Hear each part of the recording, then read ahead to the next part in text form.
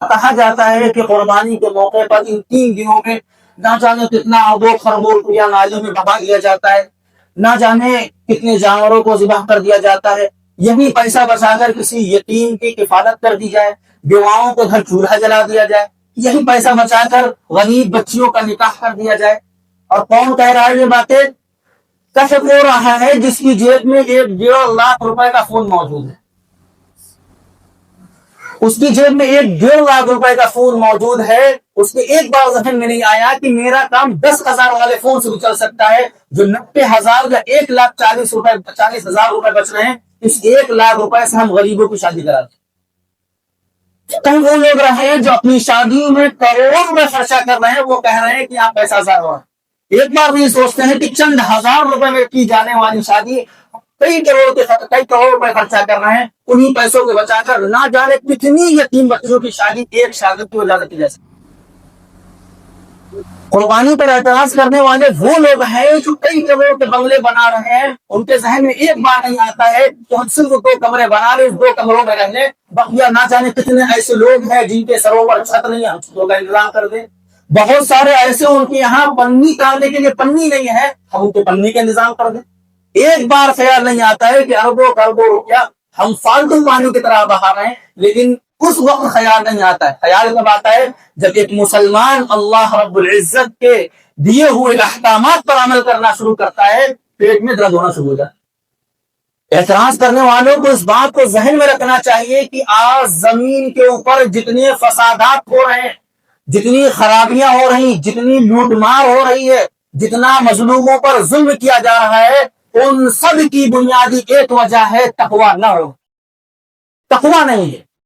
اور اس قربانی کے ذریعے اللہ تقویٰ کا حصول پیدا کرنا چاہتا ہے، اللہ تقویٰ پیدا کرنا چاہ رہا ہے۔ کیا مطلب؟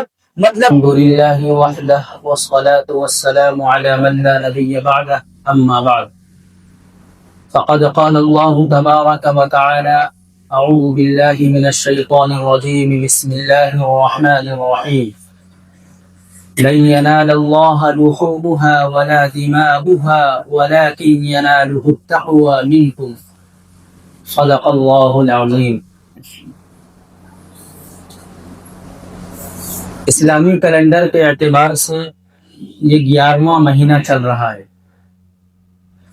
اور اس کے بعد اسلامی کیلنڈر کے اعتبار سے آخری مہینہ سال کا یعنی 12واں مہینہ ذی الحجہ کا آنے والا ہے۔ یہ آنے والا مہینہ بھی بہت زیادہ فضیلتوں کا حامل ہے، جسے ہم بقرعید کا مہینہ بولتے ہیں۔ اس مہینے کی فضیلت کی ایک وجہ یہ بھی ہے کہ اللہ رب العزت کے بنیادی احکام میں سے ایک حکم یعنی حج اسی مہینے میں کیا جاتا ہے، اور اسی طریقے سے مسلمانوں کے صرف 2 تیوہار ہیں، عید الاضحیٰ اور عید الفطر۔ ان 2 میں سے ایک تیوہار یعنی عید الاضحیٰ اسی مہینے میں آتا ہے۔ اور اس کی فضیلت کی ایک بہت بڑی وجہ یہ بھی ہے کہ اس مدینے میں اللہ رب العزت نے مسلمانوں پر قربانی واجب فرمائی ہے۔ یاد رہے، قربانی یہ کوئی نیا عمل یا صرف ہمارے لیے کوئی خاص عمل نہیں ہے، بلکہ یہ عمل حضرت آدم علیہ السلام سے چلا ہے، اور پچھلی امتوں میں یہ عمل مسلسل جاری رہا۔ البتہ ایک بنیادی فرق یہ ہے اس امت کی قربانی اور پہلی امتوں کی قربانی میں کہ پہلے امتوں کی قربانی کرنے والے کے لیے اس کا گوشت کھانا حلال نہیں۔ کیوں؟ بھائی جب تم نے اللہ کے نام پر جانور قربان کیا ہے تو تم ہی کھا لو گے، تو اس قربانی کا کیا فائدہ؟ لیکن قربان جائیں جناب آقا محمد عربی صلی اللہ علیہ وسلم پر کہ حضور صلی اللہ علیہ وسلم کے صدقے اس امت پر اللہ رب العزت نے یہ انعام فرمایا ہے کہ یہ امت اپنی جیب سے پیسے خرچہ کرے، جانور خرید کے لائے، اپنے ہاتھ سے ذبح کرے اور اس کے بعد بیٹھ کر کھائے، خود ہی خریدے اور خود ہی کھائے، اور پورا کا پورا ثواب جانوروں کا صرف گوشت کا ثواب یا صرف کھال کا ثواب نہیں، بلکہ اللہ رب العزت امت محمدیہ کو جانوروں کی اس حصے کا بھی ثواب عطا فرماتے ہیں جو کسی بھی اعتبار سے کام میں نہیں آتی. کھر ہے، بال ہیں، یہ کسی طریقے سے کام میں نہیں آتے، لیکن اس کے بعد بھی اللہ رب العزت نے اس امت پر یہ احسان فرمایا ہے کہ جو جانور قربان کرے گا اس جانور کی بال، ہڈی اور ایک ایک چیز کا ثواب اللہ رب العزت عطا فرمائے. میرے بھائیوں یاد رہے، قربانی یہ صرف اور صرف 3 دن ہے. باقی پورے سال اگر کوئی انسان چاہے کہ قربانی واجب چھوڑے، اگر چاہے نفلی قربانی کر دے، تو بقیہ دنوں میں واجب چھوڑے نفلی قربانی بھی نہیں کی جا سکتی ہے. قربانی کے لیے صرف اور صرف 3 دن خاص کیے گئے. نفلی قربانی آپ کہیں گے ہم نے اللہ کے نام پر جانور لیا، ذبح کر دیا، قربانی ہو، اس کو بولتے ہیں صدقہ. قربانی یہ ہے جو ان 3 دنوں میں کی جائے. اور قربانی اتنی بڑی چیز ہے، اللہ کے نبی صلی اللہ علیہ وسلم سے صحابہ نے حضور صلی اللہ علیہ وسلم سے صحابہ نے دریافت کیا، یا رسول اللہ ما هذه الاضاحی، یا رسول اللہ قربانی کیا ہے؟ ہم جاننا چاہتے ہیں قربانی ہم کیوں کر رہے ہیں، کیا ہے؟ حضور صلی اللہ علیہ وسلم نے فرمایا سنت ابیکم ابراہیم، یہ تمہارے والد حضرت ابراہیم علیہ السلام کی سنت ہے. تو صحابہ نے کہا یا رسول اللہ کہ سنت پر اگر ہم عمل کر رہے ہیں تو اس پر ہمیں کیا ملے گا؟ قالوا فما لنا فیہا، حضور صلی اللہ علیہ وسلم نے فرمایا قال بكل شعرة حسنہ، کہ ہر بال کے بدلے ایک ایک نہیں. اب گننے جا کر کے ایک جانور میں کتنے بال ہوتے ہیں؟ نہیں گن سکتے. یعنی جس طرح آپ جانور پہ موجود بالوں کو نہیں گن سکتے ہیں، اللہ رب العزت اس قربانی کے عمل کے بعد اتنا ثواب عطا فرماتے ہیں جس کا تم اندازہ بھی نہیں لگا سکتے. اور خاص طور سے قربانی کے موقع پر چند باتیں بڑی زور شوروں سے پھیلائی جاتی ہیں. اب کہا جاتا ہے کہ قربانی کے موقع پر ان 3 دنوں میں نہ جانے کتنا اربوں خربوں روپیہ نالیوں میں بہا دیا جاتا ہے، نہ جانے کتنے جانوروں کو ذبح کر دیا جاتا ہے. یہی پیسہ بچا کر کسی یتیم کی کفالت کر دی جائے، بیواؤں کو گھر چولہا جلا دیا جائے، یہی پیسہ بچا کر غریب بچیوں کا نکاح کر دیا جائے. اور کون کہہ رہا ہے یہ باتیں؟ کش کو رہا ہے جس کی جیب میں 1.5 لاکھ روپے کا فون موجود ہے. اس کی جیب میں 1.5 لاکھ روپے کا فون موجود ہے. اس کے ایک بار ذہن میں نہیں آیا کہ میرا کام 10,000 والے فون سے بھی چل سکتا ہے جو 90,000 یا 1,40,000 روپے بچ رہے ہیں. اس 1 لاکھ روپے سے ہم غریبوں کی شادی کراتے ہیں. کئی وہ لوگ رہے ہیں جو اپنی شادیوں میں کروڑوں روپے خرچہ کر رہے ہیں، وہ کہہ رہے ہیں کہ یہاں پیسہ ضائع ہوا. ایک بار نہیں سوچتے ہیں کہ چند ہزار روپے میں کی جانے والی شادی ہم کئی کروڑ روپے خرچہ کر رہے ہیں. انہی پیسوں کے بچا کر نہ جانے کتنی یتیم بچوں کی شادی ایک شادی کی وجہ سے کی جا سکتی.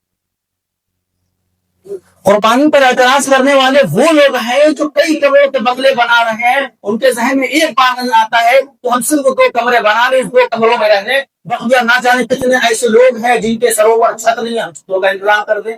بہت سارے ایسے ان کے یہاں پنی کاٹنے کے لیے پنی نہیں ہے، ہم ان کو پنی کا انتظام کر دیں. ایک بار خیال نہیں آتا ہے کہ اربوں کروڑوں روپیہ ہم فالتو پانی کی طرح بہا رہے ہیں. لیکن اس وقت خیال نہیں آتا ہے. خیال کب آتا ہے؟ جب ایک مسلمان اللہ رب العزت کے دیے ہوئے احکامات پر عمل کرنا شروع کرتا ہے، پیٹ میں درد ہونا شروع ہو جاتا ہے.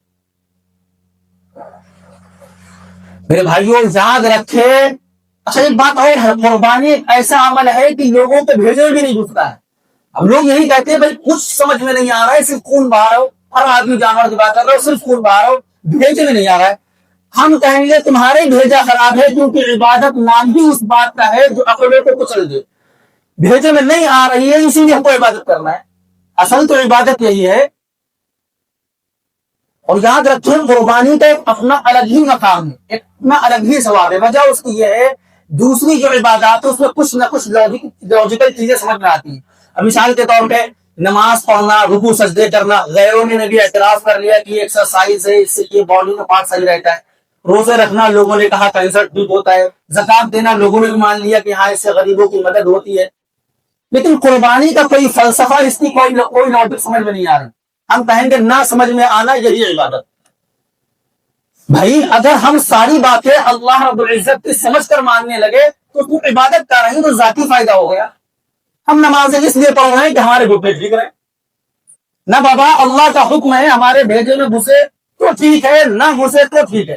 بہرحال ہمیں اللہ کے حکم پر عمل کرنا ہے. اس کی لاجک کیا ہے ہمیں نہیں پتا, ہمیں نظر آ رہا ہے فائدہ تو ٹھیک, نہیں آ رہا ہے تو ٹھیک. بہرحال ہمیں اللہ کے حکم پر عمل کرنا ہے.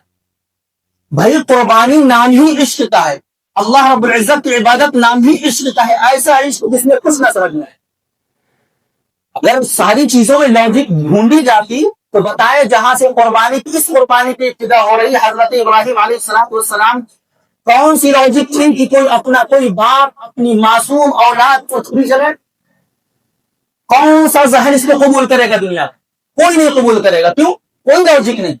اور اس بچے کی گردن پر چھری چلانا ہے جو بھی معصوم ہے, نابالغ ہے, 11-12 سال کی عمر ہے, جس کا کوئی قصور نہیں. انی ارا فی المنام انی اذبحک فانظر ماذا ترى. بس باپ نے کہا کہ ہم نے خواب میں دیکھا ہے کہ ہم تمہیں ذبح کر رہے ہیں. کوئی لاجک نہیں ہے. بیٹا بھی ایسا مطیع فرما بردار, کوئی سوال نہیں, ابا جان میں نے جرم کیا ہے, ابھی میری عمر ہی کیا ہے, ابھی ہمیں بہت دنیا دیکھنا ہے, بہت کچھ کرنا ہے, میرا کیا جرم ہے, یا دنیا میں ہم ہی اکیلے تھے, کوئی سوال نہیں. افعل ما تؤمر ستجدنی انشاءاللہ من الصابرین. اللہ ابا جان آپ کر ڈالیں جو بھی اللہ نے آپ کو حکم دیا ہے, آپ کر ڈالیں. احادیث میں آتا ہے کہ باقاعدہ جو معصوم بیٹا یعنی حضرت اسماعیل علیہ السلام تھے, راستے میں باقاعدہ اپنے والد کو ساری چیزیں بتاتے ہوئے گئے کہ ابا جان ہمارا چہرہ نیچے رکھیے گا تاکہ ایسا نہ ہو چہرہ دیکھ کر کے آپ کو کچھ ترس آ جائے, کچھ دل میں باپ کی شفقت جب اٹھے جس کی وجہ سے آپ اللہ کے حکم سے پیچھے ہٹ جائیں, یا اللہ کے حکم میں کچھ تاخیر ہو جائے. بہرحال ایک پورا تفصیلی واقعہ اللہ رب العزت نے قرآن کریم کی سورہ صافات 23 پارٹ میں اللہ رب العزت نے بڑی تفصیل سے بیان فرمایا. اللہ رب العزت فرماتا ہے فلما اسلما وتلہ للجبین, تم دونوں باپ بیٹوں نے گردنیں جھکا دی. اس کا ایک دوسرا ترجمہ یہ بھی کر سکتے ہیں فلما اسلما وتلہ للجبین, کہ دونوں باپ بیٹے اسلام لے آئے. کیا مطلب؟ اسلام نام ہی عشق کا ہے کہ سمجھ میں آ رہا ہے تو ٹھیک, نہیں سمجھ میں آ رہا ہے تو ٹھیک. چھوٹی قربانی ہے تو دیں گے, بڑی قربانی ہے تو ٹھیک دیں گے. بہرحال جب ہم نے اللہ کو ایک مان لیا, اس کے اوپر ہم نے اپنا عقیدہ توحید بٹھا لیا, تو اب اس کے بعد ہمیں کسی قیل و قال کی کوئی ضرورت نہیں ہے. بس اللہ کا ایک حکم آ جائے گا, ہم گردن جھکا لیں. فلما اسلما وتلہ للجبین, اللہ رب العزت فرماتا ہے کہ پیشہ کہ اپنے زبین کے بل لٹا دیا تاکہ چہرہ باپ کو نظر نہ آئے. وَنَادَيْنَاهُ أَن يَا إِبْرَاهِيمُ, اللہ فرماتا ہے کہ محض ایک امتحان تھا. حضرت ابراہیم علیہ السلام کے اس امتحان سے پہلے 3 امتحان جو بہت بڑے بڑے تھے اللہ رب العزت لے چکا تھا. اللہ رب العزت نے فرمایا فلما اسلم وتلہ للجبین ونادیناہ ان یا ابراہیم, اے ابراہیم بس کرو, قد صدقت الرؤیا انا کذلک نجزی المحسنین. آپ نے اپنا خواب سچ کر دکھایا, جو حکم دیا گیا تھا آپ نے اس کی مکمل تعمیل کی, لہذا اللہ رب العزت اب احسان کرنے والوں کو ایسا ہی بدلہ دیتا ہے. تو بتائیں اس میں کہاں سے کوئی لاجک نظر آ رہی ہے کہ کوئی باپ اپنی معصوم اولاد کی گردن پر چھری رکھے؟ کیا چیز ہے؟ صرف اور صرف ایک چیز کے اندر کار فرما ہے, وہ ہے اللہ رب العزت کا حکم. تو قربانی سے بہت بڑی چیز, بہت بڑا سبق ہمیں یہ ملتا ہے کہ اگر اللہ اور اس کے رسول کا حکم ہمارے سامنے آ جائے تو ہمیں سمجھ میں آئے تو ہم کریں, نہ سمجھ میں آئے تو بھی ہمیں اس پر عمل کرنا ہے. چھوٹی قربانی ہو تو بھی ہم قربانی دیں گے, بڑی قربانی ہو تو بھی ہم قربانی دیں گے. اچھا, قربانی پر اعتراض کرنے والے جو لوگ ہیں خاص طور سے یہ بات بھی سمجھنی چاہیے, اللہ رب العزت نے قرآن کریم میں حکمت جو بیان فرمائی ہے, کیا حکمت بیان فرمائی قرآن کریم میں قربانی کی؟ اللہ فرماتا ہے لن ینال اللہ لحومک ولا دماؤک ولکن ینالہ التقوی منکم, کہ جب تم قربانی کرتے ہو تو کیا اللہ تک تمہارا خون پہنچتا ہے, تمہارے جانور کا, یا گوشت پہنچتا ہے؟ کچھ نہیں پہنچتا ہے, بلکہ اللہ کو کیا چیز مطلوب ہے؟ اللہ رب العزت فرماتا ہے وَلَكِنْ يَنَالُهُ التَّقْوَىٰ مِنْكُمْ, بلکہ اللہ صرف تمہارے دل کا تقوی دیکھنا چاہتا ہے کہ تم اللہ رب العزت کے کتنے فرما بردار ہو۔ اعتراض کرنے والوں کو اس بات کو ذہن میں رکھنا چاہیے کہ آج زمین کے اوپر جتنے فسادات ہو رہے ہیں، جتنی خرابیاں ہو رہی، جتنی لوٹ مار ہو رہی ہے، جتنا مظلوموں پر ظلم کیا جا رہا ہے، ان سب کی بنیادی ایک وجہ ہے تقوی نہ ہو، تقوی نہیں ہے۔ اور اس قربانی کے ذریعے اللہ تقوی کا حصول پیدا کرنا چاہتا، اللہ تقوی پیدا کرنا چاہ رہا ہے۔ کیا مطلب؟ مطلب یہ ہے کہ اگر کسی چور کے دل میں تقوی پیدا ہو گیا تو کیمرے ہوں یا نہ ہو، اس کے دل میں یہ ڈر ہے کہ اللہ دیکھ رہا ہے، ہمیں چوری نہیں کرنا ہے، رک جائے گا اس چوری کے عمل سے۔ کسی ظالم کو یہ پتا ہے کہ ہم ظلم کریں گے، ہماری گرفت کرنے والا کوئی نہیں، لیکن اگر دل میں تقوی ہوگا تو اپنے ہاتھوں کو ظلم سے کھینچے گا۔ کیوں؟ اللہ تو دیکھ رہا ہے، کوئی نہیں دیکھ رہا ہے، کوئی انتقام نہیں لینے والا، لیکن اللہ ضرور گرفت کرنے والا ہے۔ گویا کہ اس صفت تقوی کے ذریعے اللہ رب العزت پورے معاشرے کو پاک اور صاف اور ظلم سے نجات دلانا چاہتا ہے۔ اس لیے ہم تو کہتے ہیں ہر انسان کو قربانی کرنا چاہیے، کیونکہ قربانی کا بنیادی جو فائدہ ہے، وہ قربانی کی بنیادی صفت ہے، وہ یہ ہے کہ انسان کے اندر تقوی پیدا ہو۔